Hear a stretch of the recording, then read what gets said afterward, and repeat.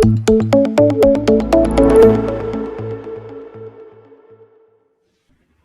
Morning बच्चों, सुप्रभात। आज हम कक्षा 7 रुचिरा भाग 2 का पाठ पंडिता रमाबाई, जो कि पंचम पाठ है, 5वां पाठ है, उसको पढ़ेंगे। स्त्री शिक्षा क्षेत्रे अग्रगण्या पंडिता रमाबाई 1858 तमे ख्रीष्टाब्दे जन्म अलभत। स्त्री शिक्षा क्षेत्रे, स्त्री शिक्षा के क्षेत्र में अग्रगण्या आगे रहने वाली पंडिता रमाबाई 1858 तमे ख्रीष्टाब्दे ईस्वी में जन्म अलभत हुआ। स्त्री शिक्षा के क्षेत्र में आगे रहने वाली पंडिता रमाबाई का जन्म 1858 ईस्वी में हुआ। तस्याः पिता अनंत शास्त्री डोंगरे, माता च लक्ष्मीबाई आसताम। तस्याः उनके पिताजी अनंत शास्त्री डोंगरे, माता माँ च और लक्ष्मीबाई आसताम थे। उनके पिता अनंत शास्त्री डोंगरे और माता लक्ष्मीबाई थे। तस्मिन् काले स्त्री शिक्षायाः स्थितिः चिंतनीया आसीत्। तस्मिन् उस काले समय में स्त्री औरतों की शिक्षा की स्थिति कंडीशन, सिचुएशन, चिंतनीय सोचने वाली, बहुत ही चिंताजनक आसीत थी। उस काल में, उस समय स्त्रियों की शिक्षा बहुत ही सोचने वाली, चिंतनीय थी। स्त्रीणां कृते संस्कृत शिक्षणं प्रायः प्रचलितं नासीत्। स्त्रीणां कृते, स्त्रियों के लिए, संस्कृत शिक्षणं, संस्कृत का शिक्षण भी, प्रायः प्रचलित न आसीत्, नहीं था। स्त्रियों के लिए संस्कृत का शिक्षण भी प्रायः प्रचलित नहीं था। किंतु डोंगरे रूढ़िबद्धां धारणां परित्यज्य स्वपत्नीं संस्कृतम् अध्यापयत्। किंतु डोंगरे ने रूढ़ी से चली आ रही, रूढ़ियों से चली आ रही बंधी हुई धारणा को परित्यज्य, छोड़कर, स्वपत्नीं, अपनी पत्नी को, संस्कृतम, संस्कृत की, अध्यापयत, शिक्षा दी, अध्यापन दिया। किंतु डोंगरे ने, अर्थात अनंत शास्त्री डोंगरे जी ने, रूढ़ियों से चली आ रही बंधी हुई धारणाओं को छोड़कर अपनी पत्नी अर्थात लक्ष्मीबाई को संस्कृत की शिक्षा दी। एतदर्थं सः समाजस्य प्रतारणाम् अपि असहत्। एतद अर्थम, इसके लिए, सह, वह, समाजस्य, समाज का, प्रतारणाम, प्रतारणा को भी, अपि, भी, असहत, सहन किया। इसके लिए उन्हें समाज की प्रताड़ना को भी सहन करना पड़ा। उन्होंने समाज की प्रताड़ना को भी सहन किया। अनंतरम रमा अपि स्वमातुः संस्कृत शिक्षां प्राप्तवती।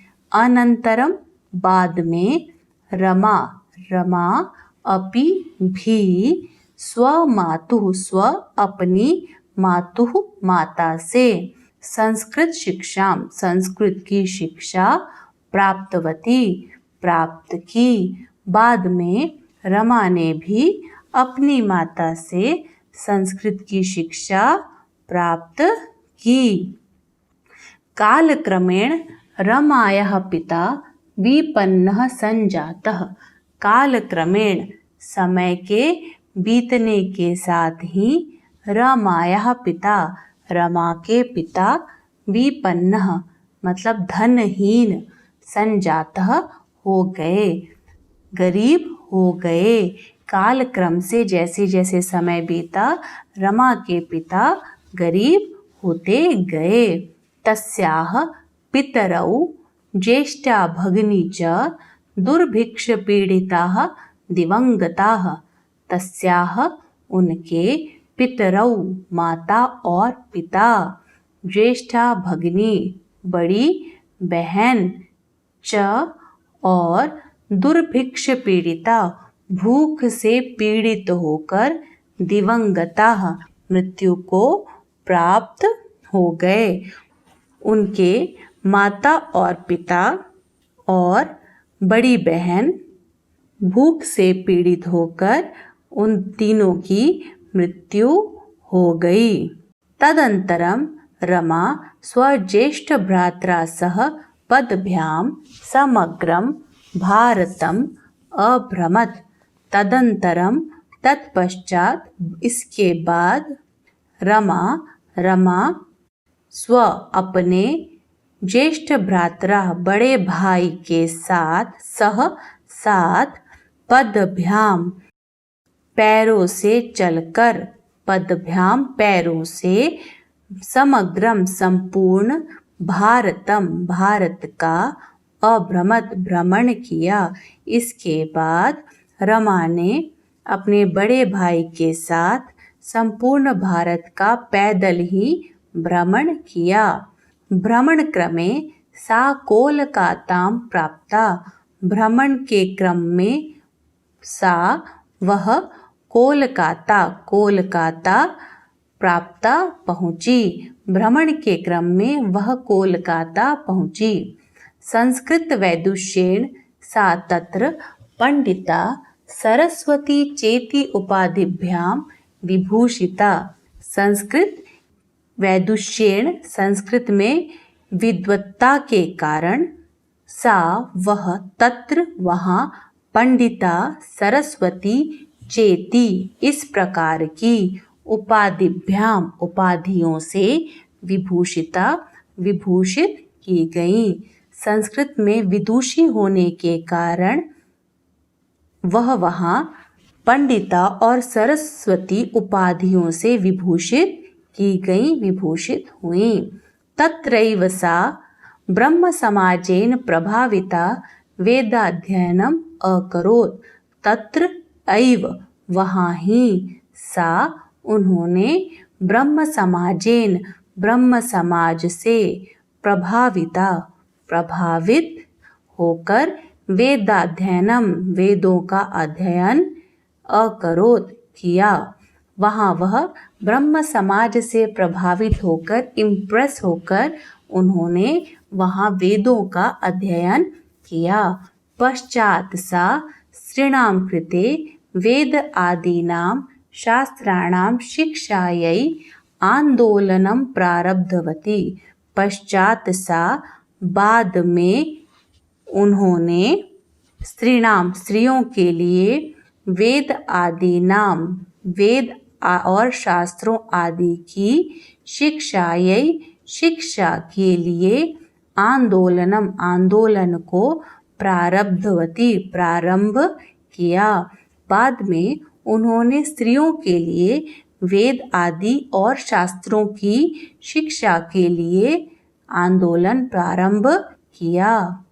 1880 तमे ख्रीष्टाब्दे सा विपिन बिहारी दासेन सह बांकीपुर न्यायालये विवाहम् अकरोत्। 1880 ईस्वी में सा वह उन्होंने विपिन बिहारी दासेन सह विपिन बिहारी दास के साथ बांकीपुर न्यायालय में विवाहम् अकरोत् विवाह किया। सन 1880 ईस्वी में उन्होंने विपिन बिहारी दास के साथ बांकीपुर न्यायालय में विवाह किया। सार्ध एकवर्षात् अनन्तरं तस्याः पति दिवंगतः। सार्ध एक वर्षात्, सार्ध मतलब होता है आधा, एक मतलब संपूर्ण एक, वर्षात् अर्थात वर्ष के, तो 1.5 वर्ष के, एक और आधे 1.5, 1.5 वर्ष के अनंतरम बाद में तस्याह उनके पति की दिवंगतः मृत्यु को प्राप्त हो गए। 1.5 साल के बाद उनके पति मृत्यु को प्राप्त हो गए। तदंतरम सा पुत्र्या मनोरमया सह जन्मभूमिं महाराष्ट्रम प्रत्यागच्छत। तदंतरम बाद में सा वह पुत्र्या अपनी पुत्री मनोरमा के साथ जन्मभूमि अपनी जन्मभूमि महाराष्ट्र प्रत्यागच्छत वापस लौट आई। बाद में वह अपनी पुत्री मनोरमा के साथ अपनी जन्मभूमि महाराष्ट्र को वापस लौट आई। नारीणां सम्मानाय शिक्षायै च सा स्वकीयं जीवनम अर्पितवती। नारियों के सम्मानाय सम्मान के लिए, शिक्षायै शिक्षा के लिए, च और सा उन्होंने, स्वकीयम अपना, जीवन अर्पितवती अर्पित कर दिया। नारियों के सम्मान के लिए व शिक्षा के लिए उन्होंने अपना संपूर्ण जीवन अर्पित कर दिया। हंटर शिक्षा आयोगस्य समक्षम नारी शिक्षा विषये सा स्वमतं प्रस्तुतवती। हंटर शिक्षा आयोगस्य समक्षम, हंटर शिक्षा आयोग के सामने, नारी शिक्षा विषय, नारियों की शिक्षा के विषय में, सा उन्होंने, स्वमतम अपना मत, प्रस्तुतवती प्रस्तुत किया। हंटर शिक्षा आयोग के सामने भी उन्होंने नारियों के शिक्षा के विषय में अपना मत प्रस्तुत किया। सा उच्च शिक्षार्थम इंग्लैंड देशम गतवती। सा वह उच्च शिक्षार्थम उच्च शिक्षा के लिए इंग्लैंड देश गतवती चली गई। बाद में उच्च शिक्षा के लिए, हायर एजुकेशन के लिए वह इंग्लैंड देश गई। तत्र ईसाई धर्मस्य स्त्री विषयकैः उत्तम विचारैः प्रभाविता जाता। तत्र वहाँ ईसाई धर्म के, स्त्री विषयकैः स्त्री के विषय में, उत्तम विचारों से, प्रभाविता जाता प्रभावित हुई, इम्प्रेस हुई। तत्र वहाँ स्त्री के विषय में ईसाई धर्म के उत्तम विचारों से वह बहुत ही प्रभावित हुई। इंग्लैंड देशात् रमाबाई अमेरिका देशम अगच्छत। इंग्लैंड देश से रमाबाई अमेरिका देश अगच्छत गई। इंग्लैंड देश के बाद रमाबाई अमेरिका देश गई। तत्र सा भारतस्य विधवा स्त्रीणां सहायतार्थम अर्थसंचयम् अकरोत्। वहाँ उन्होंने भारत की विधवा स्त्रियों के लिए, सहायता के लिए, अर्थ संचय धन एकत्रित, अकरोत् किया। वहाँ उन्होंने भारत की विधवा स्त्रियों के लिए, उनकी विधवा स्त्रियों की सहायता के लिए धन एकत्रित किया। भारतं प्रत्यागत्य मुंबई नगरे सा शारदा सदनम अस्थापयत। भारतम भारत प्रत्यागत्य लौटकर मुंबई नगरे मुंबई नगर में सा उन्होंने शारदा सदनम शारदा सदन अस्थापयत की स्थापना की। भारत लौटकर मुंबई नगर में उन्होंने शारदा सदन की स्थापना की। अस्मिन् आश्रमे निस्सहाया स्त्रियः निवसन्ति स्म। अस्मिन् इस आश्रम में निस्सहाया लाचार जिनका कोई नहीं निसहाय स्त्रियां निवसन्ति रहती स्म रहती थी। अस्मिन् आश्रम में इस आश्रम में निराधार निराश्रय स्त्रियां लाचार स्त्रियां रहती थीं। तत्र स्त्रियः मुद्रण टंकन काष्ठकला आदि च प्रशिक्षणम् अपि लभन्ते स्म। तत्र वहाँ स्त्रियों को मुद्रण छपाई टंकन टाइपिंग काष्ठकला आदि लकड़ी के कलाकारी आदि का प्रशिक्षण भी ट्रेनिंग भी लभन्ते स्म मिलती थी। वहाँ स्त्रियों को छपाई टाइपिंग और लकड़ियों की कलाकारी का भी प्रशिक्षण दिया जाता था। परम इदम सदनम पुणे नगरे स्थानांतरम जातम। परम बाद में इदम सदनम यह सदन पुणे नगर स्थानांतरितम स्थानांतरित जातम किया गया। बाद में इस सदन को पुणे नगर में स्थानांतरित किया गया। ततः पुणे नगरस्य समीपे केडगांव स्थाने मुक्ति मिशन नाम संस्थानम तया स्थापितम। ततः फिर पुणे नगर के समीप के केडगांव स्थान में मुक्ति मिशन नाम संस्थान तया उसको स्थापित किया गया। बाद में पुणे नगर के समीप ही पास ही केडगांव नामक स्थान में इसकी स्थापना फिर से मुक्ति मिशन इस नाम से इस संस्थान की स्थापना की गई। अत्र अधुना अपि निराश्रिता स्त्रियः ससम्मानं जीवनं यापयन्ति। अत्र यहाँ अधुना आज अपि भी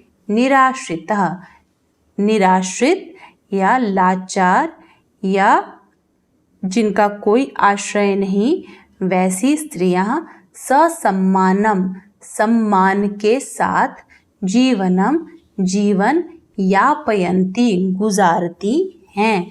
अत्र यहाँ आज भी निराधार निराश्रय स्त्रियां सम्मान के साथ अपना जीवन यापन करती हैं। 1922 तमे ख्रीष्टाब्दे रमाबाई महोदयायाः निधनम् अभवत्। सन 1922 तमे सन ख्रीष्टाब्दे ईस्वी में रमाबाई महोदया का निधन अभवत हो गया। सन 1922 ईस्वी में रमाबाई महोदया का निधन हो गया। सा देश विदेशानां अनेकासु भाषासु निपुणा आसीत्। सा वह देश विदेश की अनेक भाषाओं में निपुण आसीत् थी। वह देश और विदेश की अनेक भाषाओं में भी निपुण थी। समाज सेवायाः अतिरिक्तं लेखन क्षेत्रे अपि तस्याः महत्वपूर्णम् अवदानम् अस्ति। समाज सेवा के अतिरिक्त लेखन के क्षेत्र में अपि भी तस्याः उनका महत्वपूर्ण इम्पोर्टेंट रोल योगदान अस्ति है। समाज सेवा के अतिरिक्त लेखन के क्षेत्र में भी उनका महत्वपूर्ण योगदान है। स्त्री धर्म नीति हाई कास्ट हिंदू विमेन इति तस्याः प्रसिद्धं रचनाद्वयं वर्तते। स्त्री धर्म नीति और हाई कास्ट हिंदू विमेन ये तस्याः उनके प्रसिद्ध फेमस रचनाद्वयम लिखे हुए 2 रचनाएं वर्तते हैं। स्त्री धर्मनीति और हाई कास्ट हिंदू विमेन ये उनकी लिखी हुई 2 प्रसिद्ध रचनाएं हैं। आशा है कि आपको ये पाठ अच्छे से समझ में आया होगा। आपको अगर कोई डाउट है तो कमेंट सेक्शन में जाकर आप अपने डाउट को मुझसे पूछ सकते हैं।